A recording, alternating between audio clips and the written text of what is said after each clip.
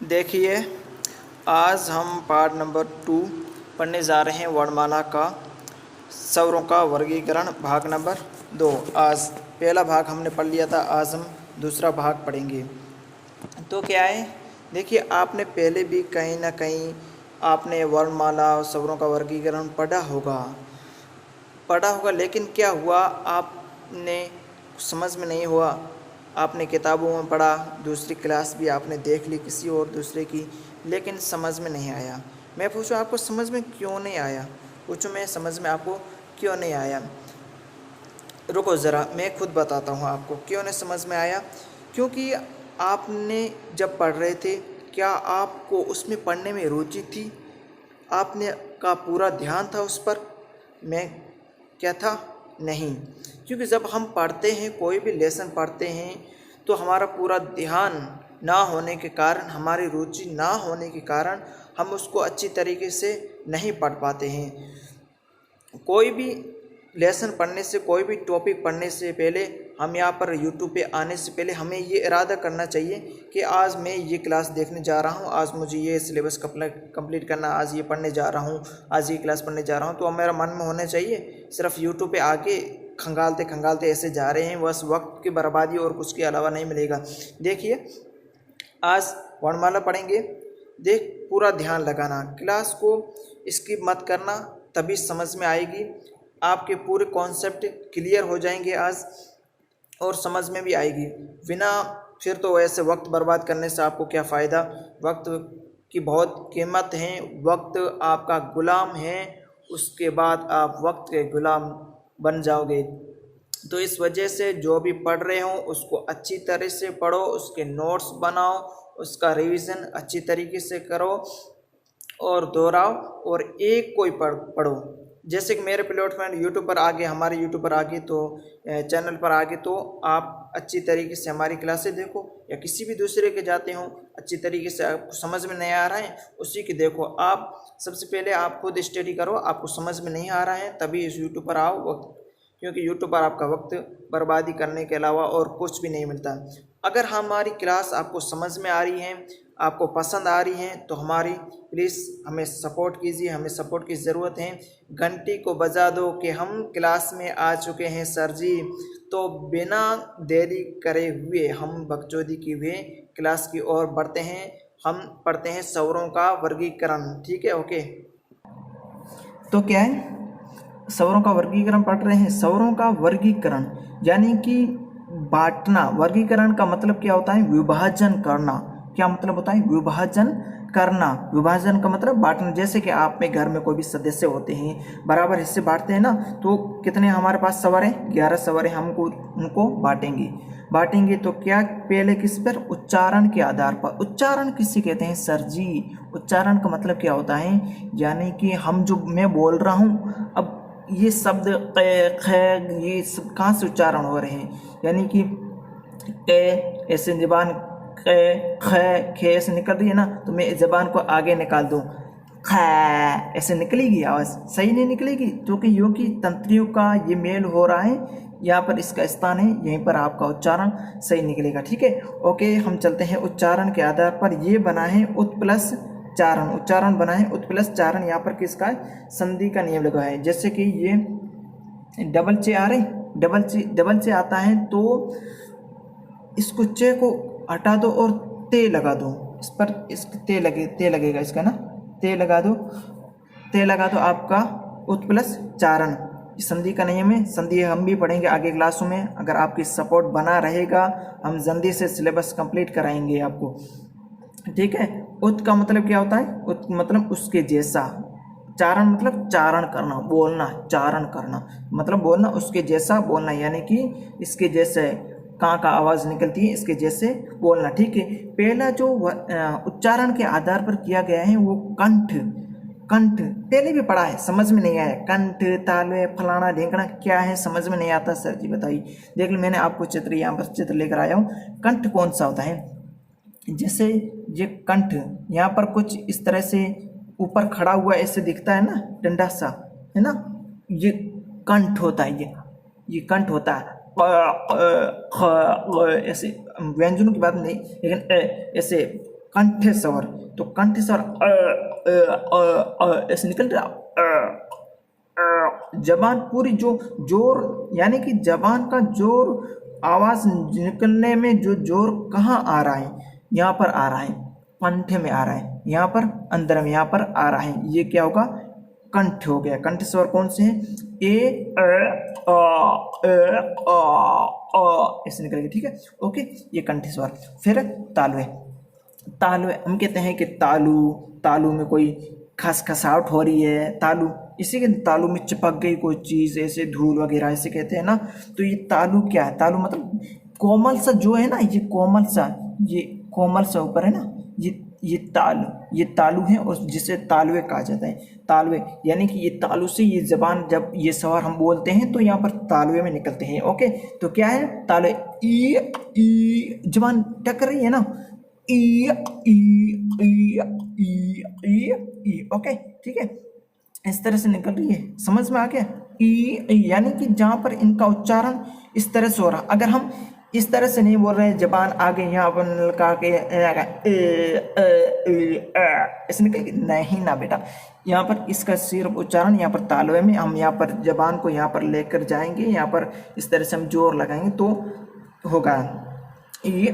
फिर उसके बाद ओष्ठ है, ओष्ठ क्या, ओष्ठ सिंपल से ऐसे, ओष्ठ ओष्ठ होस्ट ओष्ठ होस्ट, ऐसे सिंपल सा ही है, ओष्ठ होस्ट, कौन से, ये ओष्ठ, ये जानी ये ना ओष्ठ। वैसे अगर ओष्ठ होठ, ये वाला होठ होता है, ये ऊपर वाला होठ होता है, एक ही होठ होता है, वैसे हम कहते हैं होठ, लेकिन ये नीचे वाला ये अधर कहा जाता है, इसको अधर कहा जाता है, और इसको होठ ऊपर वाले को कहते हैं, यानी कि इनसे हम निकलती है आवाज़ यहाँ पर, जैसे कि आवाज़ यहाँ से निकल रही है ना, जुबान यहाँ से, जहाँ पर जोर कर रही है जुबान, वहाँ से ही इसका उच्चारण है, समझ लो है ना, जुबान यहाँ से जोर कर रही है, इसको पूरा ऊ को उच्चारण करने के लिए यहाँ पर पूरा धकेल रही, जोर लगा रही, जहाँ पर जोर जिसका लग रहा है वहाँ पर भाई साहब उच्चारण हो रहा है, तो ऊ ऐसा हो रहा है, ठीक है, ऊ, ठीक है। उसके बाद मूर्धन्य भाई क्या होता है सर जी, मूर्धन्य काई कहवे, तो मूर्धन्य देखो बेटा, यहाँ पर ऊपर वाला हिस्सा ना, ऊपर वाला हिस्सा, ये ऊपर वाला, यानी आप जैसे कि यहाँ पर ढलान है, ऊपर चढ़ रहे हैं ना, आप समझ रहे, यहाँ पर ऊपर चढ़ रहे हैं, ये मूर्धन्य है, ऊपर वाला हिस्सा ऊपर चढ़ रहे हैं, ये मूर्धन्य है, री, ठीक है, ये मूर्धन्य है। जैसे ये वैसे ये उच्चारण के आधार पर मुख्य रूप से चार ही है, ये मुख्य रूप से चार ही है, लेकिन मुख्य रूप से चार हैं, ठीक है, लेकिन आगे भी हम पढ़ते हैं, ए आई क्या है, ए आई क्या है, लेकिन जैसे कि ए का निर्माण हुआ ए प्लस ई से मिला है, क्योंकि ए कौन सा है भाई, कंठ स्वर सर जी, कौन सा है, कंठ स्वर है। ई कौन सा है, तालु से निकलते हैं, तो उनको दोनों को मिलाकर हम नाम देते हैं। जैसे कि हमारे घर में भी कोई बच्चा पैदा होता है, घर वालों के नाम में, धार्मिक नाम पर भी हम देते हैं, इस तरह से है ना, तो नाम देते हैं, उसी के तो अनुसार देंगे भाई, मम्मी पापा के अनुसार ही नाम देंगे, इसका नाम रखेंगे, तो क्या रखेंगे, कंठ प्लस तालवे, क्या लिखेंगे, कंठ तालवे, ठीक है, ए आई। उसके बाद कंठोष्ठ स्वर कौन से, ओ औ किस तरह से, जैसे कि ओ का निर्माण हुआ ए प्लस ऊ से, एक कंठ स्वर ऊ कौन सा, ओष्ठ, तो इनका दोनों को मिलाकर हमने नाम रख दिया कंठोष्ठ, ठीक है, कंठोष्ठ। ओके, समझ में आ गया, ये हमारे थे उच्चारण के आधार पर वर्गीकरण, ठीक है, समझ में आ गया, क्लियर हो गया। आगे हम पढ़ते हैं, जैसे कि ये आपके पास लिखा हुआ है ओधारे, आप इसको कैसे पढ़े हुए, मुझे बताइए, इसका उच्चारण कैसे करोगे आप भाई। क्या होता है, बच्चे कुछ भी नहीं है वो ऐसा ही पढ़ते हैं, ओधारे, गलत है बेटा, ये ओधारे, ये औधारे, इसका थोड़ा क्या होगा, कोशिश करनी होगी हमें, इसमें थोड़ा सा जोर लगाना होगा, इस वजह जोर लगाना, औधारे, ये ओधारे। ओके, देखिए ध्यान दीजिए, इसमें एक ही प्रकार का सवाल पूछा जाता है, इसमें यही पूछा जाता है कि निम्नलिखित में से कौन सा कंठ स्वर है, निम्नलिखित में से कौन सा तालव्य स्वर है, निम्नलिखित में कौन सा ओष्ठ है, कौन सा मूर्धन्य है, इसी तरह से सवाल पूछे जाते हैं, और इसके अलावा कोई सवाल नहीं आता है। इसमें सिर्फ ये ध्यान रखना है, कंठे स्वर कौन सा है, मूर्धन्य तालव्य स्वर। इसी में से एक ही प्रकार का सवाल पूछा जाता है और सवाल कोई नहीं दूसरा आता है। देखिए हमने क्या किया, हमने क्या पढ़ा, हमने स्वर पढ़े।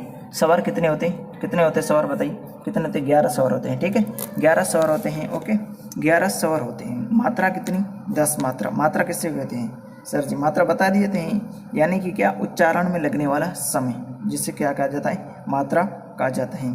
ठीक है, ए आ ई उ ऊ री ए आई ओ औ। और हमने ये भी स्कूल में पढ़ा था कि अंक ए, ये क्या है, ये भी पढ़ेंगे, रुक जाइए। जैसा कि हमने पढ़ा, ये तो 11 हो रहे, मात्रा 10 क्यों है, यहाँ पर किसकी मात्रा नहीं, यहाँ पर ए की मात्रा नहीं है, ए की मात्रा नहीं, क्यों नहीं है, क्योंकि इसकी मात्रा दिखाई नहीं देती, अदृश्य मात्रा है। क्या किस वजह से, अदृश्य मात्रा है, दिखाई नहीं देती है। और यहाँ तक हमने पढ़ लिया। और ये क्या है, ये अयोगवाद स्वर है। अयोगवाद स्वर किससे कहते हैं, ए, ये किससे बना है, ए से मिलकर, योग से मिलकर और वाह से मिलकर बना है। ए मतलब क्या होता है, नहीं, योग जोना वाह ध्वनि, इनकी कोई मात्रा नहीं होती है इनकी, इस वजह से अयोगवा कहा जाता है। इनकी कोई मात्रा नहीं है, योग जोड़ना निर्माण इनकी मात्रा का नहीं होता है, इनकी मात्रा कोई नहीं है। अगला हम पढ़ते हैं दूसरा वर्गीकरण, स्वरों का वर्गीकरण में से उच्चारण का हो गया ओष्ठाकृति। ओष्ठाकृति के आधार पर ओष्ठ प्लस आकृति से मिलकर बना है ओष्ठ आकृति, यानी कि जब हम उच्चारण करते हैं तो इसमें किस प्रकार से आकृति होष्ठ की और ओष्ठ की बनती है, आकृति किस प्रकार से बनती है।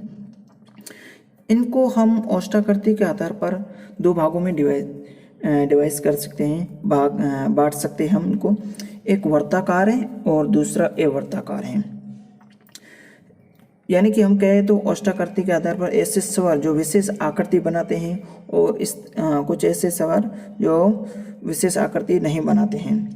तो पहला है भाग वर्ताकार, भाग बांटा गया है, वर्त प्लस आकार से मिलकर बना है, वर्त प्लस आकार से बना है और वर्त के समान आकृति ये बनाता है। यानी कि जब आप इनका इन में से उच्चारण करोगे, वर्ताकार ओष्ठाकृति में से वर्ताकार में से उच्चारण करोगे तो आपकी जो आकृति बनेगी ओष्ठ की बनेगी जो आकृति, वो वर्त के समान बनेगी। जैसे ऊ वर्त गोल होता है ना, ऊ ओ औ, ठीक है, ये 4 हैं, ये 4 है, इनको बांटा गया है 4 वर्ताकार। और इस तरह से दूसरी साइड आते हैं हम यहाँ पर, तो ए वर्ताकार वर्त के समान जो आकृति नहीं बनाते हैं, इसके विपरीत वर्ताकार के विपरीत वर्त के समान आकृति नहीं बनाते हैं। ये कितने हैं, 7 हैं। ए आ ई और री ए आई, यानी कि जब इनका उच्चारण होगा तो वर्त के समान आकृति नहीं बनेगी, वर्त के समान आकृति इनकी नहीं बनेगी। ओके, एक सवाल आता है इसमें कि अर्धवर्ताकार स्वर हैं, निम्नलिखित में से अर्धवर्ताकार स्वर हैं या अर्धवर्ताकार स्वर नहीं है, ऐसे भी आ सकता है। तो अर्धवर्ताकार स्वर है, इसमें से कौन सा है, ये ऑप्शन है आपके पास है, ऊ है, ऊ आ ऊ आ ओ है, ठीक है। इसमें से अर्धवर्ताकार आपको बताना है अर्धवर्ताकार कौन सा है। तो इसमें राइट उत्तर में बताऊं तो वो होगा। वैसे बच्चे बताते हैं आ बता देते हैं, क्योंकि आ पूरा मुंह खोल रहा है कि वर्ताकार वर्त बन रहा है, तो किस वजह से नहीं है, ऊ आ ऊ, क्योंकि ये ऊ है, इसका निर्माण किस तरह से हुआ है, इसका निर्माण हुआ है ए प्लस ई से निर्माण हुआ है, ओ का निर्माण ए प्लस ई से मिलकर इसका निर्माण है। यानी कि ए कौन सा है, ए है वर्ताकार नहीं है, ए वर्ताकार है, यानी कि वर्ताकार में शामिल नहीं है। फिर भी बच्चे आ बता देते हैं, कन्फ्यूजिंग हो जाते हैं। आ इसमें वर्ताकार में शामिल नहीं किया गया है, ये ए वर्ताकार है। तो ऊ ए प्लस ई से मिलकर बना है, एक इसका भाग है, ए वर्ताकार भाग है, 50% ये हो गया और 50% ई यानी कि वर्ताकार, जिसकी वजह से अर्धवर्ताकार हो गया। ओके, ठीक है। अगला हम पढ़ते हैं उत्पत्ति के आधार पर वर्गीकरण। हमने अभी क्या पढ़ा? उष्टाकृति के आधार पर वर्गीकरण पढ़ा। तीसरा वर्गीकरण है उत्पत्ति के आधार पर। उत्पत्ति के आधार पर 3 भागों में बांटा गया है। पहला है ह्रस्व स्वर, दीर्घ स्वर और प्लूट स्वर। उत्पत्ति यानी कि हम कहते हैं कि ब्रह्मांड की उत्पत्ति कैसे हुई, यानी कि किसके मिलकर किस तरह से मिलकर बने हैं ना, इस तरह से उत्पत्ति। पहला है ह्रस्व स्वर। ह्रस्व स्वर को मूल स्वर भी कहा जाता है, एक मात्रिक स्वर भी कहा जाता है और शुद्ध स्वर भी कहा जाता है। यानी कि ये अगर कहीं भी पेपर में आपके आते हैं कि मूल स्वर ह्रस्व स्वर कितने हैं, तो आप ये ह्रस्व स्वर समझ सकते हो। इन्हीं को कहा जाता है मूल स्वर, एक मात्रिक, शुद्ध स्वर। ऐसे पूछ सकता है कि एक मात्रिक स्वर, शुद्ध स्वर कौन कौन से हैं, इस तरह से पूछ सकता है। तो कौन कौन से? ए, ई, उ और री, 4 है ना। उसके बाद दीर्घ स्वर। दीर्घ स्वर को 2 मात्रिक कहा जाता है, 2 मात्रिक कहा जाता है। इसकी टोटल संख्या कितनी है, टोटल कितने हैं? तो ये 7 हैं। कौन कौन से? आ, ई, उ, ए, ऐ, ओ, औ। ठीक है, ये होगी दीर्घ स्वर, दीर्घ स्वर हो गई। और एक है तीसरा है प्लूट स्वर। प्लूट स्वर ये संस्कृत में यूज होता है, इस्तेमाल किया यूज होता है संस्कृत में। संस्कृत में यूज कहाँ होता है? मंत्रों का उच्चारण करते समय, मंत्रों का उच्चारण करते हैं तब इसका यूज किया जाता है। मंत्रों का उच्चारण करते समय प्लूट स्वर का यूज किया जाता है। यानी कि इसमें इसको अरे अरे ऐसे 3 ऐसे लगे होते हैं, यानी इसमें मैंने लिखे 3 ऐसे, इस तरह से लग जाते हैं, पीछे पीछे 3 लग जाते हैं। तो यानी कि अगर ये लग जाते हैं तो इसका मतलब क्या है? हम इसको ज़्यादा खींचेंगे, अरे इसका खींचेंगे ज़्यादा। ठीक है, ओम इस तरह से आते हैं ना, इनको ज़्यादा खींचते हैं। तो ये प्लूट स्वर संस्कृत में इस्तेमाल यूज होते हैं। अब इसमें सवाल किस तरह से आता है, इसमें किस तरह से सवाल पूछा जाता है? इसमें किस तरह से सवाल आता है? इसमें इस तरह से सवाल आता है कि इनमें से शुद्ध स्वर कौन सा है, शुद्ध स्वर कौन सा नहीं है। इसे इसी तरह से पढ़ने में दिक्कत महसूस कर लेते हैं कि सही नहीं पढ़ते हैं कि शुद्ध स्वर है, इसमें से कौन सा शुद्ध स्वर, ऐसे पढ़ लेते हैं। लेकिन नहीं, यहाँ पर नहीं पर ध्यान रखना है कि शुद्ध स्वर कौन सा नहीं है।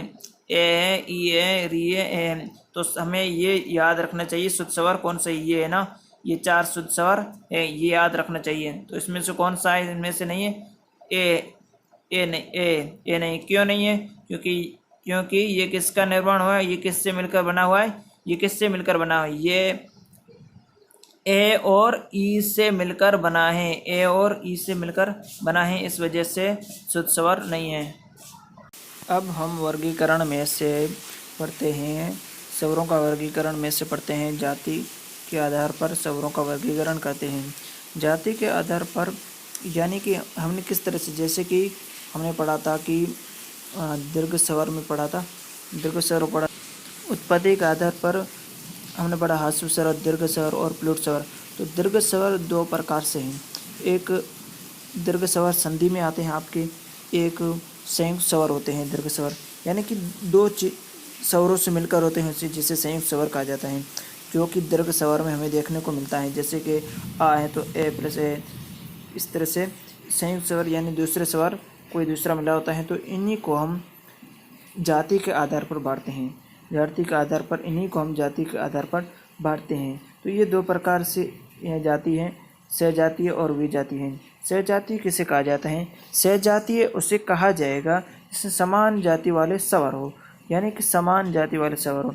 एग्जाम्पल लूँ कि अगर किसी जाति की, या किसी हम कहते हैं मनुष्य में कोई शादी करता है, जैसे मेणा जाति का मेणा, महिला मेणा पुरुष से शादी करती है, जैसे कि पुरुष मेणा जाति से महिला से शादी करते हैं, तो समान जाति वाले हो गए ना। तो इसी तरह से ये समान, जिनका निर्माण तो समान जाति से होता है। एक आ, ई का, ई कितने हैं? ये रहे ए, आ, ई, उ, इनका समान, ए प्लस ए का निर्माण हुआ आ प्लस आ प्लस आ का निर्माण हो जाता है इससे यानी कि दूसरा कोई स्वर मिला हुआ नहीं होता है, यानी कि समान जाति से इनका निर्माण होता है।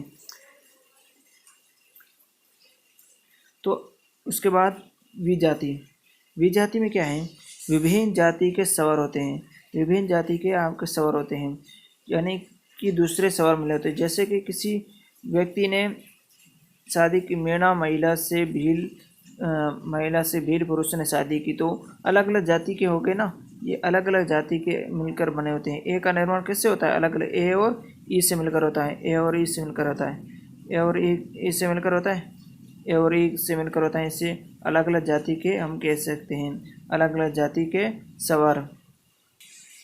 और एक बच गया आपके, क्या बच गया, 6, 10 और 11 होते हैं ना स्वर, तो ये 10 हो गए टोटल, ये 10 हो गए। अब एक बच गए, री बच गए। री इसमें शामिल नहीं किया जाता है, इसमें जाति के आधार पर री शामिल नहीं किया जाता है। तो हमने क्या पढ़ा अभी, जाति के आधार पर, किसके आधार पर, दीर्घ और स्वर में से बांटा गया है, इनमें सहजाति और विजाति में बांटा गया है। सहजाति और विजाति कौन से, सहजाति ये है, सहजाति ये है स्वर, और विजाति स्वर ये है। अगर आपको हमारी क्लास समझ में आ रही है, पसंद आ जाए तो हम लाइक करना, बेल घंटी को दबा दो, सब्सक्राइब करो, हमें सपोर्ट करो। इसी तरह से हम आपके लिए क्लास से लाते रहेंगे। अगर 100 तक सब्सक्राइब हो जाते हैं, 100 तक पहुंच जाते हैं, आपको हिंदी के भी और हिस्ट्री के यानी कि राजस्थान जीके के भी आपको फ्री में उपलब्ध कराए जाएंगे नोट्स। ऐसे आप कहाँ दे सकते हो, बहुत सारे पैसों में आपको पढ़ा रहे हैं, कंप्लीट करा रहे हैं सिलेबस, कम समय में आपको जल्दी से करा दिया जाएगा। हमें बस इतनी मांग है आपसे कि आप हमें सपोर्ट कीजिए। अगर आप सपोर्ट करेंगे तो हम आपके लिए जल्दी से फटाफट क्लास से लाते रहेंगे और सिलेबस भी पूरा कराते रहेंगे। कैसी लगे कमेंट बॉक्स में ज़रूर कीजिए, कमेंट ज़रूर कीजिए।